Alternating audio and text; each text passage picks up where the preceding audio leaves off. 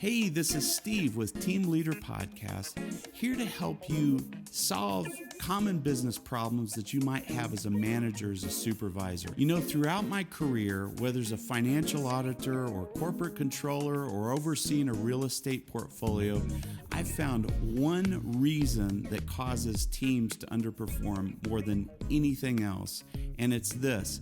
It's a lack of clear business purpose for your team. I'll never forget going to lunch with a CEO. It was a CEO of a small company, and I asked him, "What's the purpose of your company?" You know, he stuttered around a little bit and finally collected himself. He says, "Well, of course, it's to make profit." To make profit? Profit is a byproduct of your business purpose, not the driving purpose. If you get your purpose straight, profitability and increasing shareholder value is going to come naturally. But first, you have to get your business purpose clear, not only for yourself, but all your employees, all of those that are involved with your business or with your operation.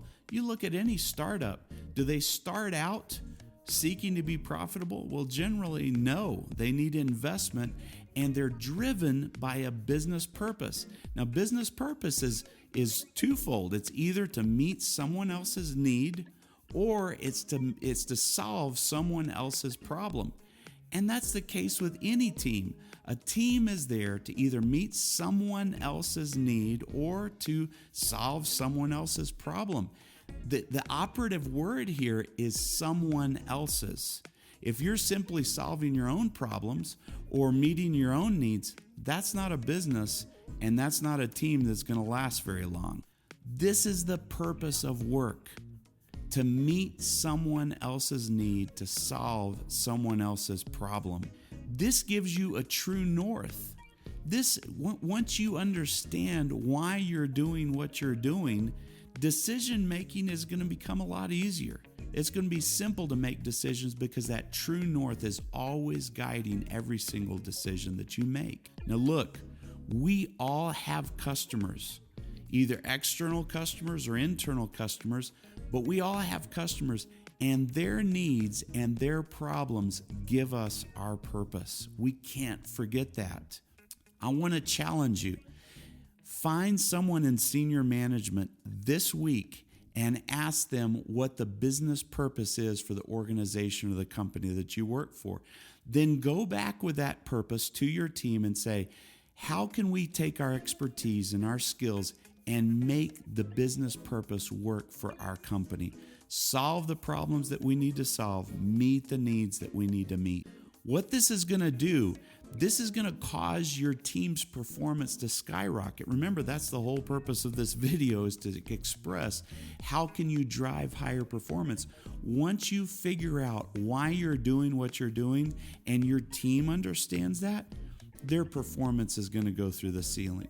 They're going to become problem solvers. They're going to be highly engaged. They're going to be creative. They're going to be innovative, and they're going to get engaged in the purpose of your team and the greater purpose of the organization that you're a part of. Look at this. Purpose drives performance. If you want higher performance, you need a strong, deep sense of purpose. Now, higher business purpose or higher organizational purpose pulls at people's heartstrings. That's why they get involved, is because their heart is into this. I'll never forget someone who made a deep impression on me. She was a community director, a property manager for a large residential property. She understood her purpose so well. She got to know her residents by name. She knew their families. She knew their vocations, what they were doing. And she created all kinds of activities for her community. She was engaged in what the community was going through when there was some kind of crisis going on. This lady's purpose drove incredible performance, not only for herself, but also for her team. And it made a business difference. She had high occupancy. She had people who wanted to live at that property. Why? Because she had strong purpose. It makes all the difference in the world. And a quick shout out to her. Shar, You made an incredible, indelible impression on me by your sense of purpose in what you did. Now, here's a communication tip that I want to leave you with so that you can think about is when you're asking for something, a deliverable, a report, or someone to do something for you, tell them why you need it. Don't just tell them what you need, tell them why you need it. And the other thing is don't tell them how to do it, unless, of course, they're new. You need to give them a little bit of coaching or mentoring, but tell them why you need it. And what you're going to find is what you get back from people is going to be far higher quality. It's probably going to come to you faster, and it's going to narrow their focus to just what you need. I found every time or any time that I tell people how to do things, I generally limit their creativity, and then they don't, they just give me a generic item versus a far more innovative or creative delivery. All right, so what I want to do is give you a few examples, situations, and let you see where there's good purpose or strong purpose versus poor purpose. And so here's the first one. Let's say you work for a company that produces tooling for large manufacturing plants.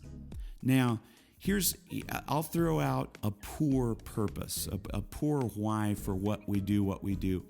Here it would be, I want to be the low-cost provider of tooling. Here's the problem with that purpose. It's focused on you. You want to be the low-cost provider of this tooling. Here's a stronger purpose, providing tooling that minimizes our clients' downtime. See, now you've taken the focus off yourself and you're focused on their needs and their problems and how you can solve those needs and problems. Let me give you a second scenario. Now, this is more internal, which is probably affects the majority of anyone who's watching this video. Let's say I'm part of a corporate accounting team, and I've expressed my purpose as being, my team produces monthly financial statements to management. Well, again, a very poor purpose. Why? Because I'm not expressing why I'm doing what I'm doing. I'm just expressing what I'm doing. So very poorly articulated purpose. Look at this stronger purpose that we might express here is to deliver financial insights to improve critical management decisions. Now I'm looking at other people's needs and how I can help meet those needs and solve those. Here are some reflective leader questions, team leader questions that I'd like you to think about this week and talk through your team with as well. Here's the first one. What is our corporate purpose, or what is our organizational purpose? Ask someone in senior management what that is if you're not clear on this. All right? Here's a second reflective question for you to think about this week, but why does my team exist? Now that'll get your thoughts going, because especially in this day and age when there's downsizing and there's organizational restructures, why does my team exist? You need to have a very clear understanding of the answer to that question. Here's the third one is, what happens or what would happen if my team didn't exist? And we're going to get more into this in my next video, answering that question. What would happen if my team didn't exist? And fourthly is, what are we willing to fight for? See, that really gets to the nitty-gritty of our purpose. What are we willing to fight for? So take some time to journal your answers to these questions. Talk to your team.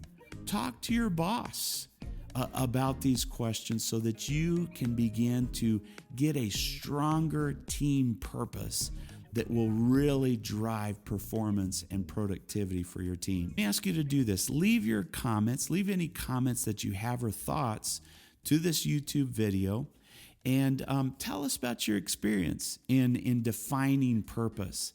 ask some questions, put some questions out there, and maybe between all of us, we can come up with some good answers for you. Hey, listen, if you found this video helpful, give it a thumbs up, subscribe. I'm going to be giving quite a bit of content to help you as a manager, as a supervisor, solve some of the common problems that we all face. Some good, helpful resources in the description below to this video.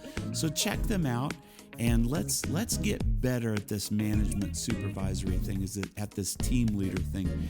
Look forward to talking to you next time, and God richly bless you.